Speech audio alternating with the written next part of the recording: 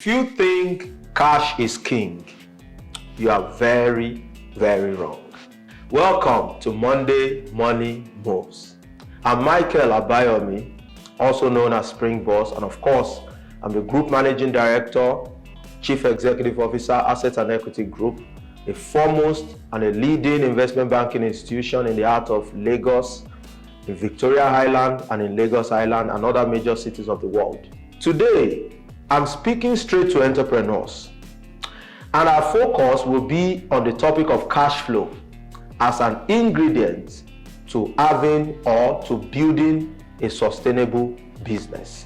Fairly speaking, running a successful business requires five fundamental knowledge and skills. And also, running a failed business or running a business into failure also requires the absence of exactly the same knowledge and skills. So what am I saying? Invariably, what I'm saying is that the same 5 key knowledge that is required or that are required to run a successful business is the same skills that when they are absent in any business, you definitely are running towards only one direction, and that is failure. Number 1 on the list is management skill. This is a skill that is unavoidable, You cannot avoid or you cannot ignore this skill when you are trying to build a successful business. And this looks straight to, the people, the process, and the resources of the business. People here simply mean the human resources of the business, that is, the people involved in the day-to-day operations of the business. You must understand your people because they're one of the greatest assets of an entrepreneur. Another one is the process. This points to the operational environment of the business, both internal environment, the external environment, the internal looking towards the value chain, the distribution, their operational activities here and there, and then the external will be your regulatory environment, the government here and there, institutional support or partners like that. And then the resource part is definitely the non-human resources of the business, like your assets, your liability, how you augment both to ensure that you stay in business. So number 2 on the list, guys, is sales and effective communication. What do I mean by sales and effective communication? You need to build some reasonable level of influence within your business environment. So communication basically is not what you say to people with your mouth. It is what people perceive that you represent. And that also, in effect or invariably, impact on sales. So you have to learn the art of networking where it matters. And I say where it matters because you don't just network based on just getting to know people. You need to network within the areas where that network can translate to a positive bottom line for your business. Okay? Another one is negotiation. You must be a master negotiator if you want to be in business effectively, and then building influence, be someone that some other people look up to within your business environment. And visibility is also a very key factor. You must be seen because people only remember the people that they see. People remember the people that they can find around. And like a friend of mine, Professor Ndubisi, always say, he tells me, your most valuable skill is that skill that people know that you have. If they don't know, it's as good as non-existent. So number 3, guys, is financial accounting skill. You don't have to be an accountant to run a successful business, but trust me, your numbers are very, very important. Everything at the end of the day boils down to the numbers. You want to know what you are doing. You want to know the health of your business. It is a game of numbers. You want to know how long your business will last in the market, or how well you are doing, or generally where you need to have some tweaks here and there, you need some good knowledge of finance to be able to, more or less handle your bookkeeping, record keeping, and you don't have to do it yourself. However, it is very important that you personally as the entrepreneur have that knowledge, so that you don't just lean completely on all advice given to you by people who don't share in the vision that is driving the business. Okay? So basically, what are the important books that you need to master?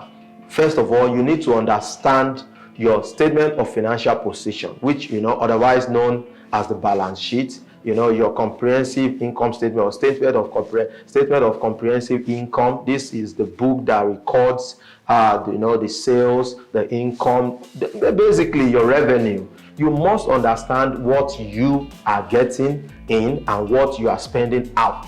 And then, of course, the important one again is the cash flow statement. That is, very, very important.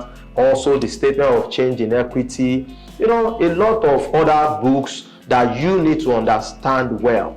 More or less, understand your numbers. Know that what you earn is different from what you pay, like your inflow, your outflow. Most of these things have to be well juggled to ensure that you remain in business, and not just to remain in business, that you profitably remain in business. So number 4 is strategy. You must have heard of the word strategy over time from reading books or even TV, or it's a word freely used many times. Strategy, when people do something, they say they use strategy, but really in business, strategy has a definition. It's clear, it has a clear-cut meaning, and implementation, or basically how strategy must be, definitely has its own connotations, there's an idea that solidifies what strategy is. And I give you my definition of strategy. Strategy, basically, in my opinion, is the deterministic manipulation of resources to achieve organizational goals and objectives. Here you hear the word manipulation many times. In many cases, you think it's something negative, but here it is actually something really positive, okay? Something really brilliant, and you must get it right. You must be able to manipulate your resources to achieve what you want. For instance, if you want your business to be everywhere, you want to reach, or basically you want to expand your reach to customers, and you don't necessarily have enough funds to start building branches all over the place. The knowledge of strategy gives you options such as alliances and partnerships here and there.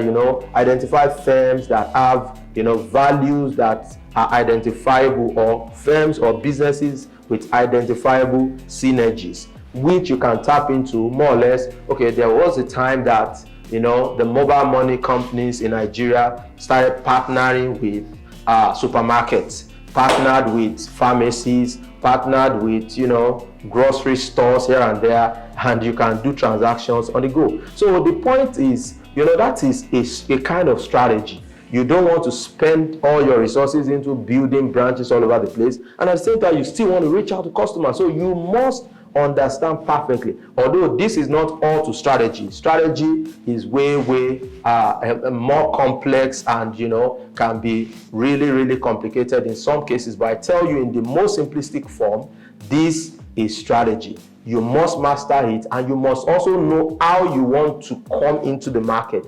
You must know the product you want to sell. You must know that the solution you are creating is not even bigger than the problem. Okay, some people, when they are trying to solve a problem, they create a bigger problem. Okay, like you want to solve it. How are you even sure people are going to be willing to pay for what you are trying to sell? You can't just imagine and then think, oh, this is what you want to sell and this is how you're going to do it, blah, blah, blah. A lot of people are just easily thrown away by this idea of nobody has ever done it before, So you need to also find out why nobody is doing it. It's not all about, you being the brilliant, the genius, all you can. Okay? So guys, the last but not the least on this list of 5 is information management. Information, is the life and blood of every business. Okay? Without information, you don't even know what to sell. Without information, you don't even know where to sell. Without information, you can't even know for whom to produce. So, with information, you're able to answer many of these intelligence or market intelligence questions, based on proper research and, more or less information gathering processes, monitoring, evaluation, safekeeping of information. It's very, very important to be able to manage information in order to thrive in business. If you are going to make it, if you are going to be successful in business, information, there's no amount of investment you make into information that goes to waste. Information is key. Information, ladies and gentlemen, information is money. No amount, and I repeat, no amount of money, no amount of investment you put into information that is bad or that is too much. Information is very, very important. Not even in this age of technology, fast-moving or fast-paced technological breakthroughs, solutions here and there. You need to know what is going on. Information is how to know what is going on.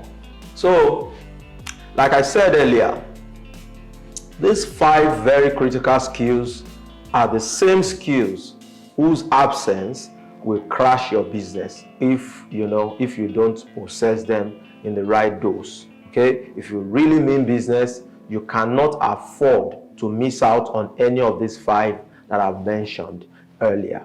And quite importantly, you must note that as the leader of your business, you may not have all those skills all together within yourself. And this is why you must have, the knowledge of how to manage a team, get the right people. Don't feel threatened when you more or less have to work with people who know more than you in certain areas. They are just coming to complement your skills. Nobody is an island. You have to understand that you must be humble enough to accept people to help you in your business. Even though it's your idea, you need people all around you. And without deviating too much from our point of focus for the day, cash flow is a derivative of the financial accounting in that list, in that order, like I mentioned. Okay, cash flow is a fundamental part of the financial accounting process that you have to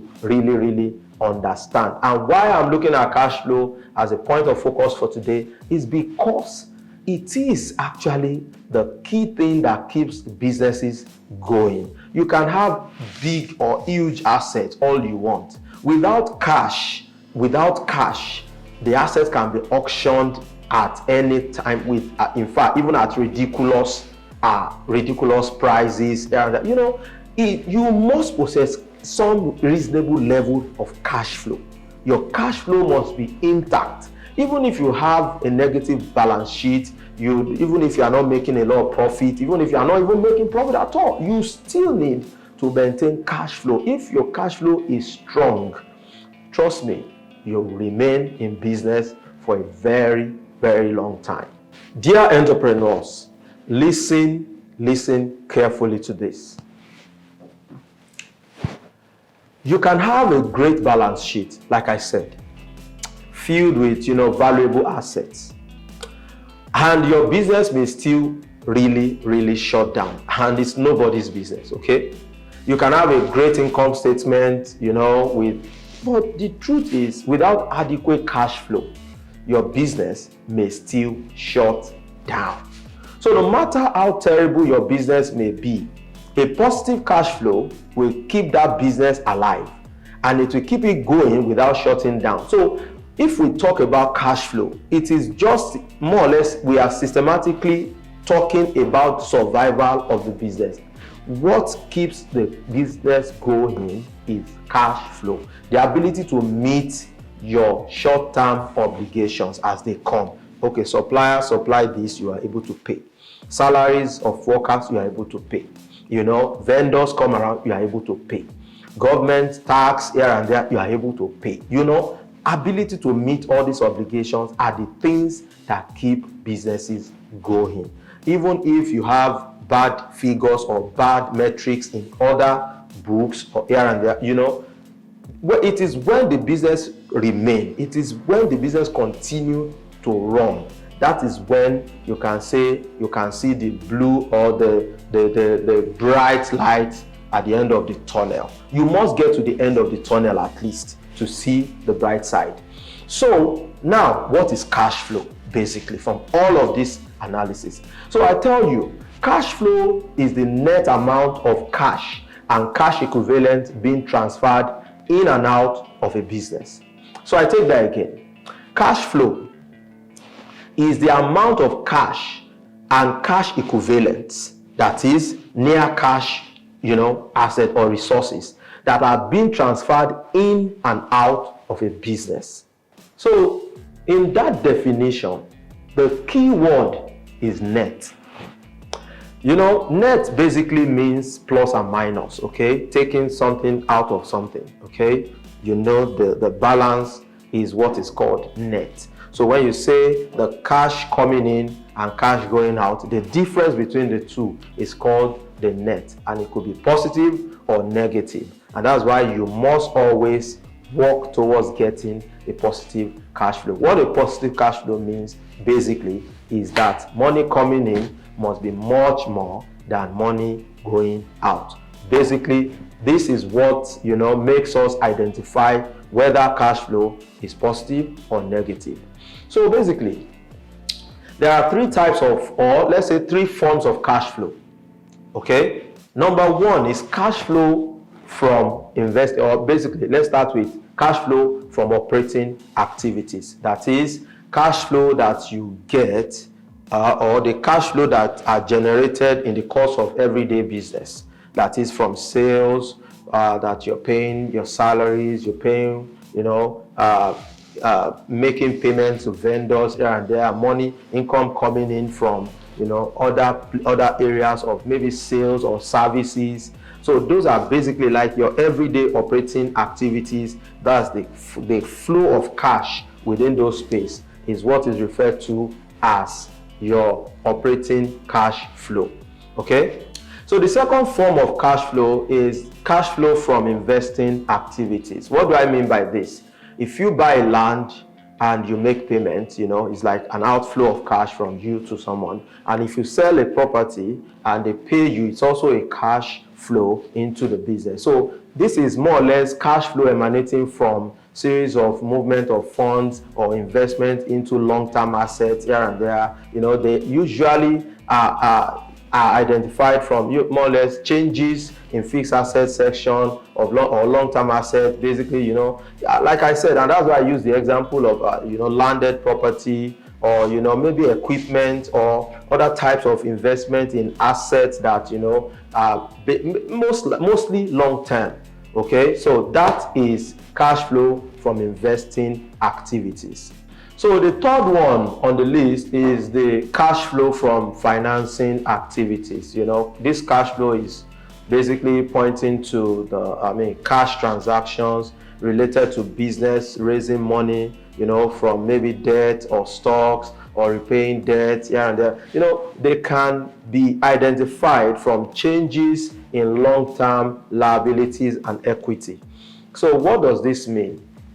This simply means that, in the course of a business trying to raise funds, trying to, be in business, building its working capital, or maybe even raising funds for expansion, there are cash flows here and there that move, from hand to hand, from into the business or out of the business. Sometimes the business may take some funds, in the form of taking funding, for equity, or maybe as a form of debt financing and all that. So it is basically, the flow of money in that space of financing just to keep the business. Where sometimes a firm might even issue bonds, payable in, maybe some coupons based bonds and all that, and then maybe even dividend distribution, repayment of or maybe even redemption, or in all cases it's usually funds that have to do with financing,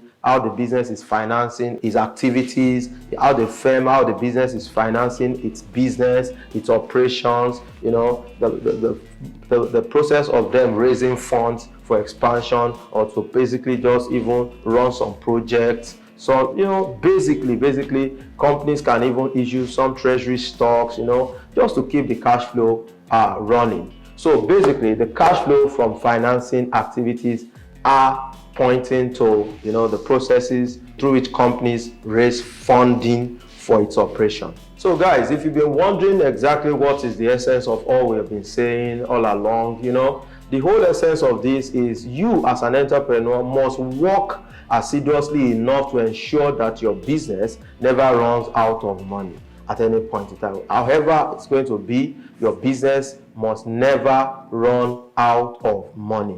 There are several ways to achieve this, but I will only point to 3. Okay, there are ways of ensuring that liquidity does not fail you in business.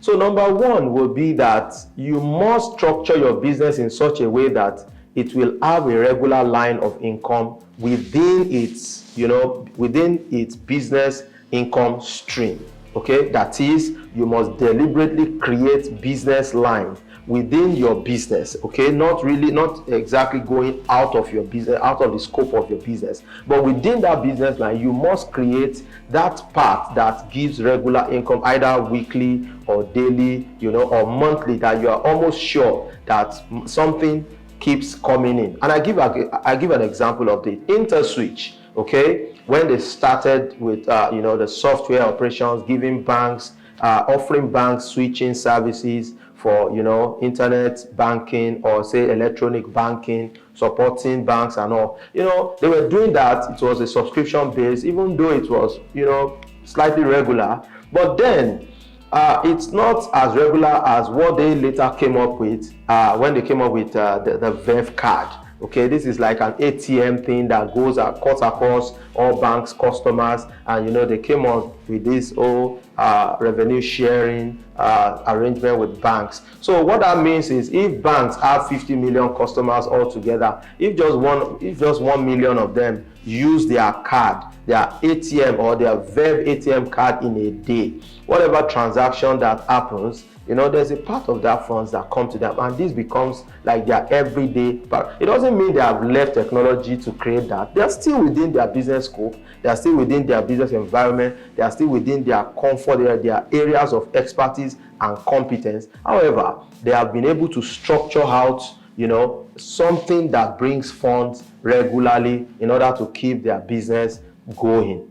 Another good example is if you are into real estate, for example, and you sell properties, by the side, in order to create a regular flow of income for your business, you can start a short-let service, or maybe another good hospitality business by the side that ensures that people or users pay daily, weekly, or say monthly, or something to make sure that your cash flow is not droughted, like you are not in drought of cash flow.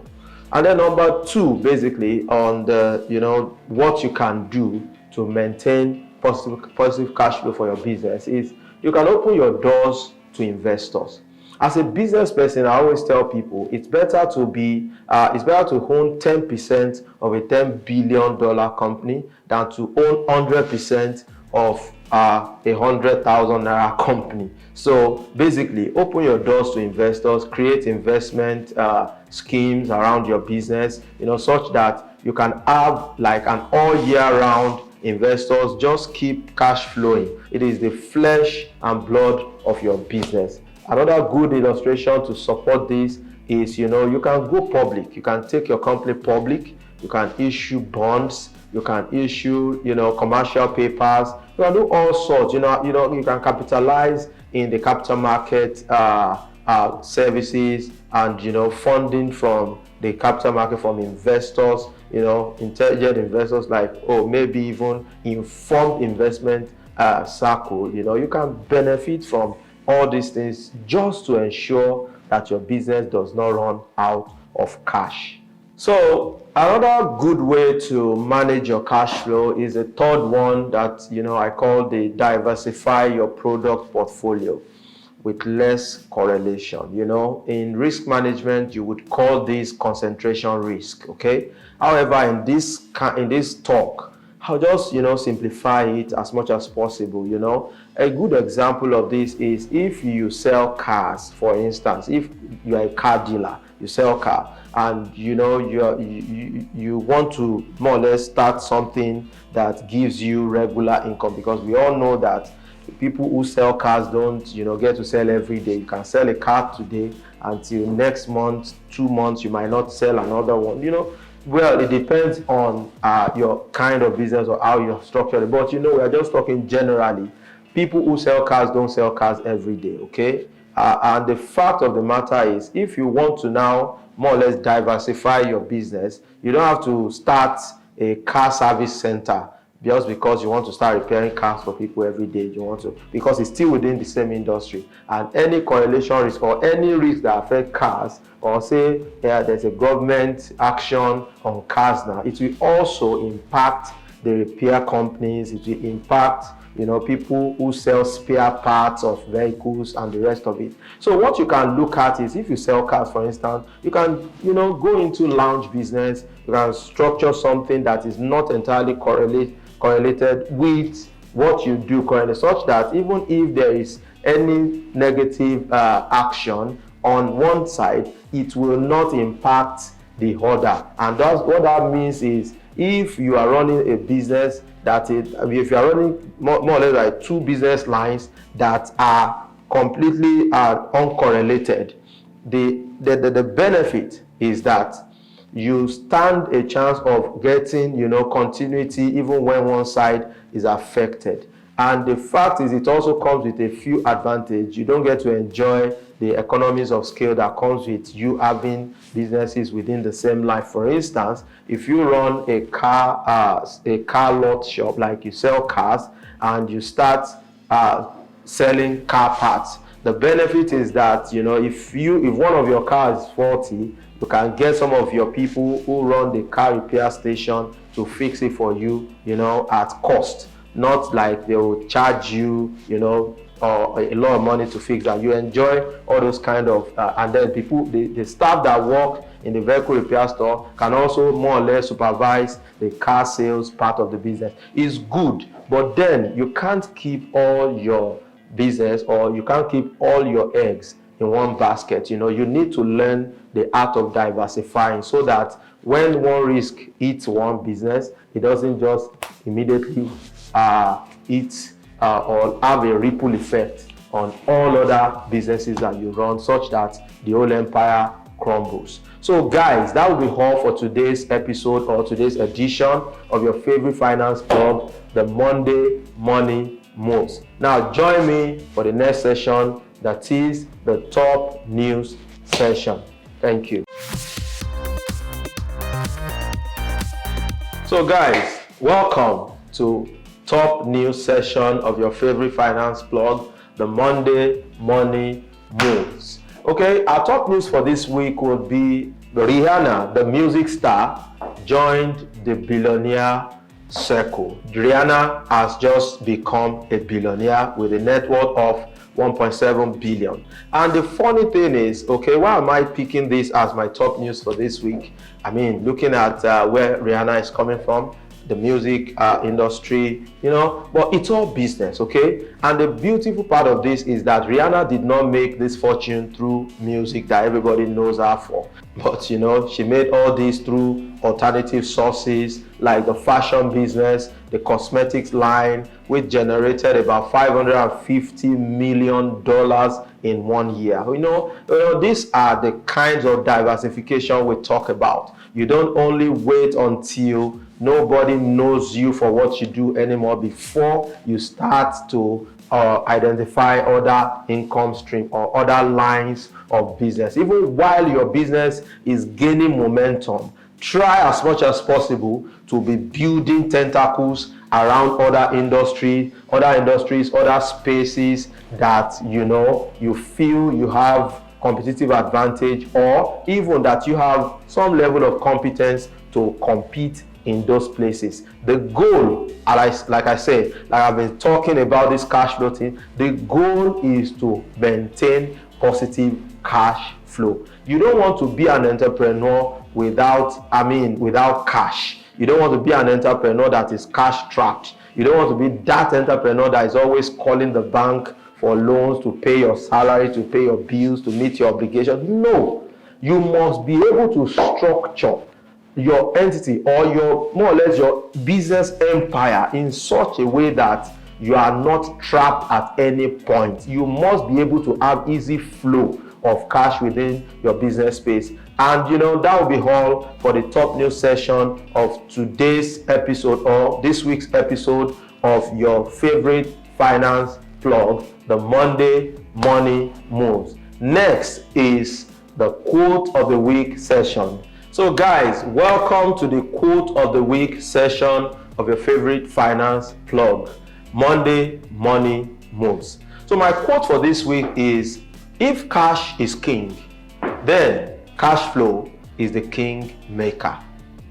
Okay? If cash is king, cash flow is the king maker. What do I mean by this? If you look at someone, you say, oh, this guy has a lot of cash. You want to talk to him about business, you want to introduce certain things to him. Maybe someone is having some kind of distress sales, maybe properties with lower prices and all. Who do you go to? You turn to the guy with the cash, the guy with the money. And what made that guy to be the guy with the money is because of a properly structured and properly managed business or properly managed entity that is producing the cash flow. Without cash flow, there cannot be any cash.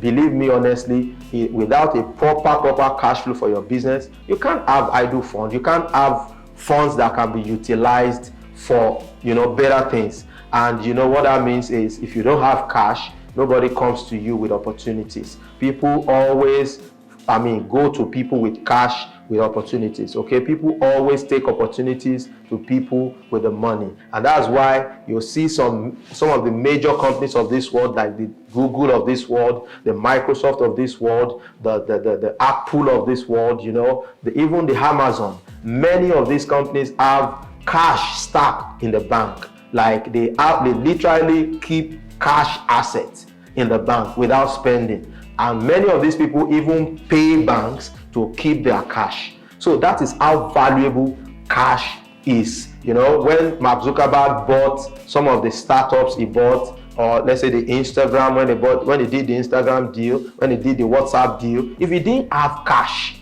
how would he have been able to buy those companies at the time that he bought them? Those guys would have gone to other people, and those people would have bought them, and they would have outcompeted this guy.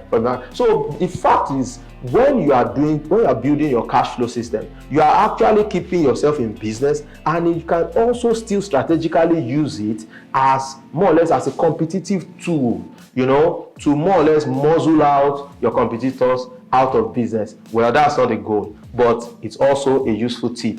It's strategy after all. So guys, this will be the end of this week's edition or this week's episode of your favorite finance plug, or the talk show as it is, the Monday Money Moves. See you next week for better and better informative experience.